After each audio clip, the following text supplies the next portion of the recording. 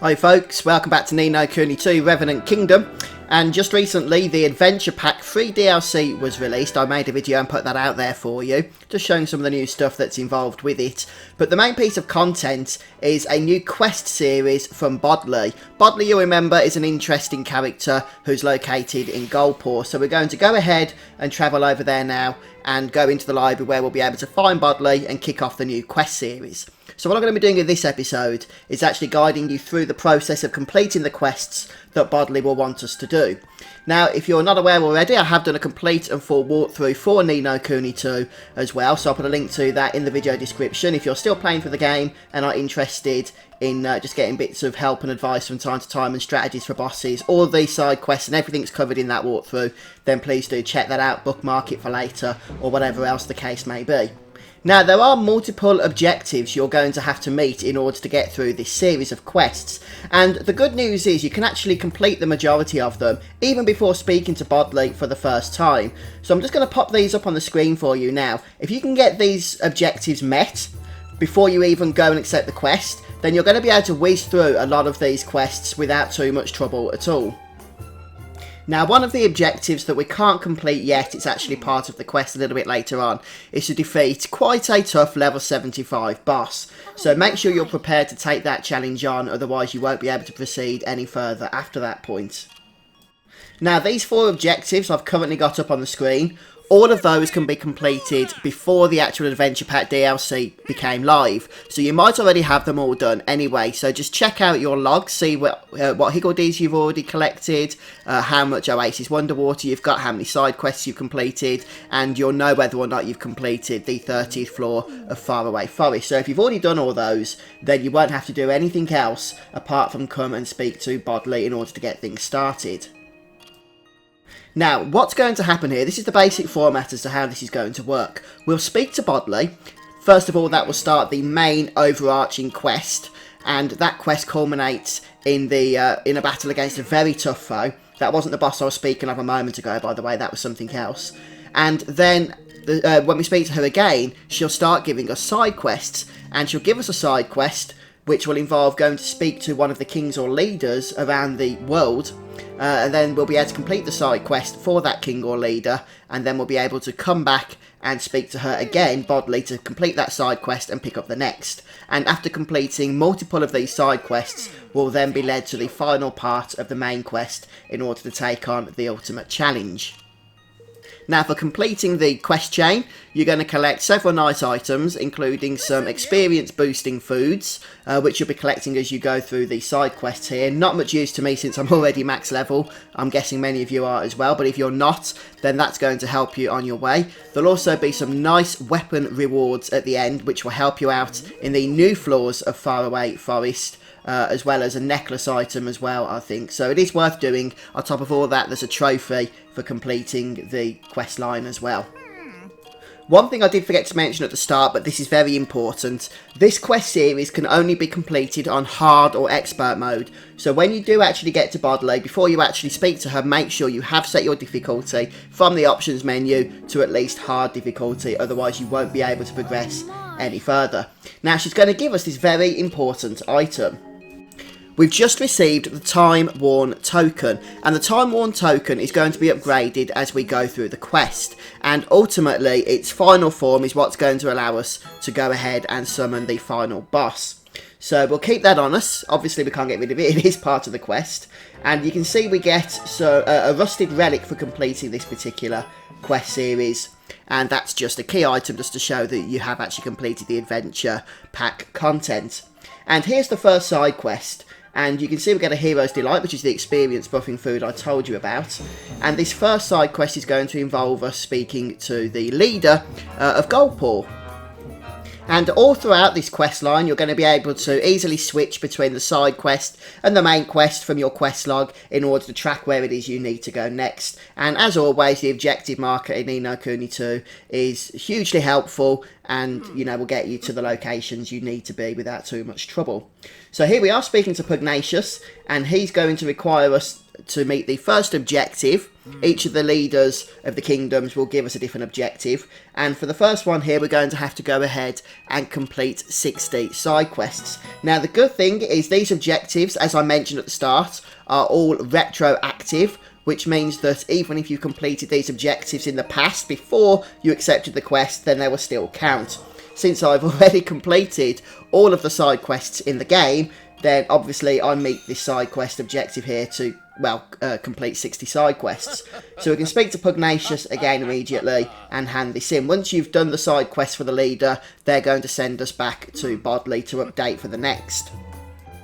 Back to Boddly then, now that we've gone ahead and completed the first side quest there, and she's going to update the next quest for us, or give us the next quest rather, which is going to involve sending us over to Hydropolis. So once again we are going to be heading over to each of the major kingdoms of the world here.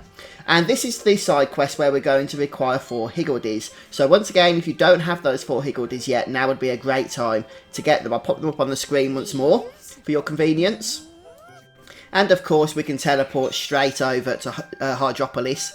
And when we get there we want to run down to the palace area, so we'll need to speak to this NPC on the outside first, and he's nothing to do with the side quest outside of actually teleporting us into the palace where we'll find the NPC we need to speak to, which is the leader of Hydropolis. And she's actually going to then go ahead and request these 4 Higgledies. Yes.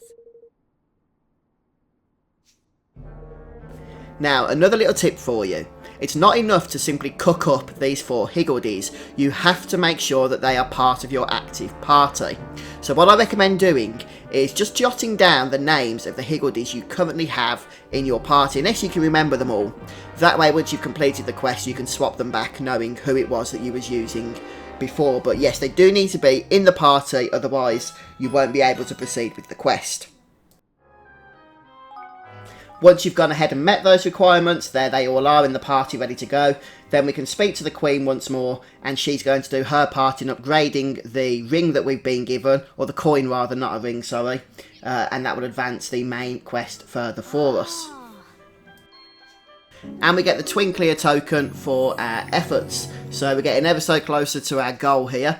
And now we, as you probably guessed, need to head back to Boddly. So yep, another side quest completed. And Boddly is now going to request that we head over to the next leader, and located in Broadleaf. So we're going to want to teleport over to the factory floors area and just go to the cradle part where we fought the Kingmaker earlier on, and speak to the elevator droid and choose the top option. Okay, and that's going to pretty much bring us to exactly where we need to be. This is where we're going to require the 100 Oasis Wonder Water. And if you don't have 100 Oasis Wonder Water, or if you're not sure where to get it, there's multiple places. Now, the best place, in my opinion, is the mining camps. So you can get it right from mining camp number 1 over at your kingdom. So just stock that to the gills with citizens. And also, I think your other mining camps, number 2 and maybe number 3, will also give you that quite frequently as well. So if you stack those with citizens, then you'll literally have Oasis Wonder Water coming out of your ears. Well, maybe not literally, but you know what I mean. If you don't fancy using the mining camps, then you can also purchase it from time to time at Swift Solutions, or you can just go down and hunt the stuff. It sparkles on the ground in areas such as Macronos and the Abyss area around Hydro City, whatever it's called. And once we're done with that, we're going to, of course, head back to Boddly, who's going to once again send us off to another kingdom, this time the kingdom of Dong Dell. So you'll want to teleport to the castle area, enter inside, then just go all the way north until you find Ratchet. Now we're actually after Mausinger, but unfortunately he's somewhere else at the moment. So Ratchet is going to update our quest for us and point him out for us on the map when we can go down and find him. Alright. Now, Mausinger is only accessible from the world map since we need to get to the Crypt of the Cat Kings. So teleport to the world map just outside of Dong Dell and summon the airship. And you can actually see it just over in the distance here. Really easy to get to. This is the location we want to be, and head inside and Mousinger will be down inside where he's going to update the quest for us with a rather interesting objective.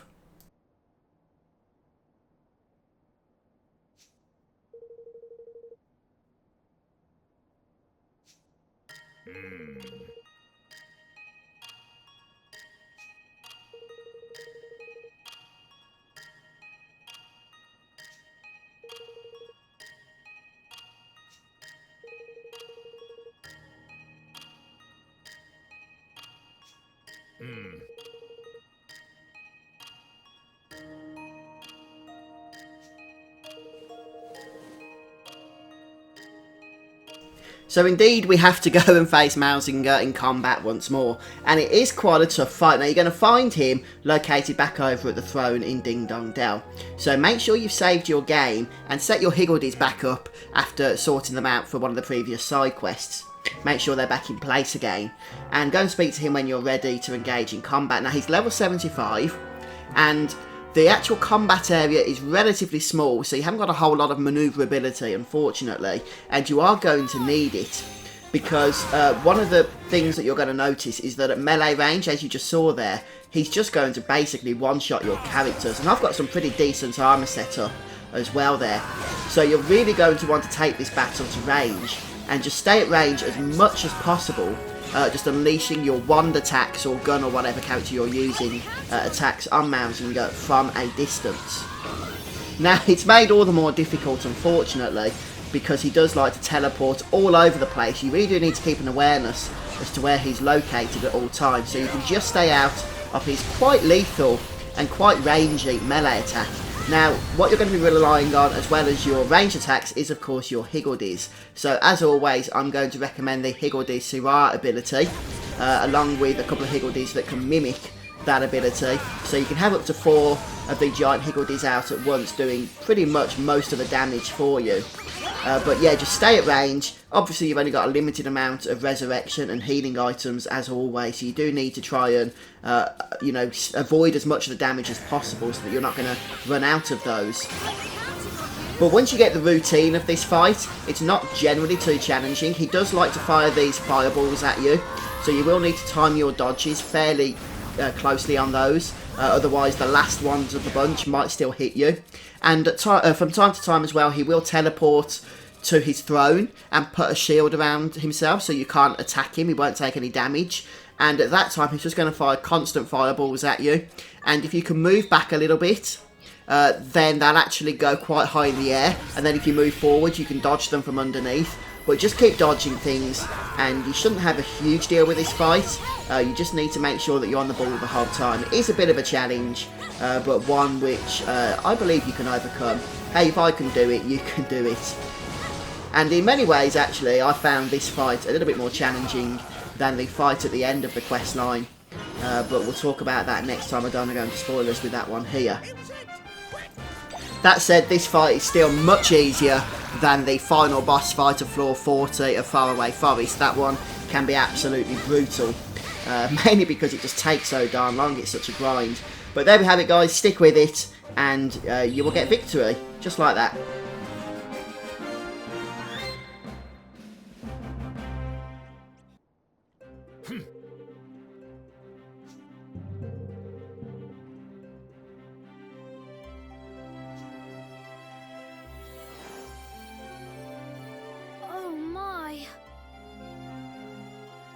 And we upgrade the token for the final time to the Triumphant token.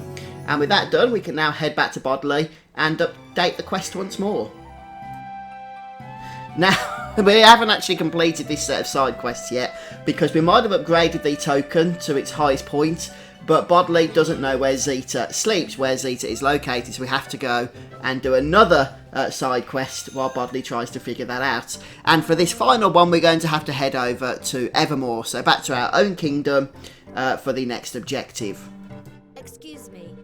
So we'll need to speak to Millennia when we're at the kingdom, and you'll almost certainly have Millennia, because I did tell you to make sure you've completed the 30th floor of Faraway Forest, which is the objective for Millennia here. And in order to unlock her as a citizen, you only have to complete the first 9 Dreamers doors. Okay, so Faraway Forest is the 10th, which means that by completing that objective, you've already recruited her as a citizen. So she's going to give us that objective there. We're going to hand it in or complete it because we've already done it, hopefully. And then we can head back to Boddly for one final time before the end game of this quest.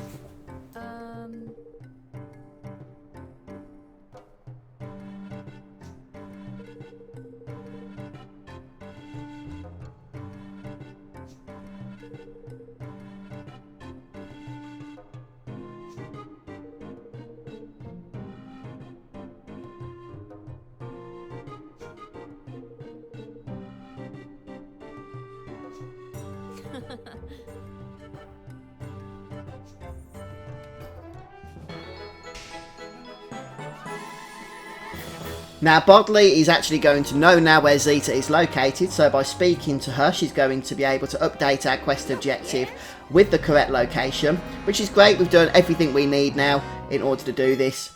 So the Trial of Zeta is the next side quest we're going to accept, and I believe it's the final as well in this particular series. So let's head over to the location now. But folks, I'm going to finish the episode there, so we're going to be taking on Zeta in the next video. So hopefully you guys have enjoyed this one. If you have, please do support me by leaving a like on this video and subscribing to my YouTube channel as well. I hope it's been helpful to you. And yeah, nice fun little quest series for free as well as part of the adventure update. So thanks for stopping by today, guys. Big massive thank you for all of those who have supported me through Patreon, YouTube and other avenues as well. So take care folks, have a great day, and I'll see you next time.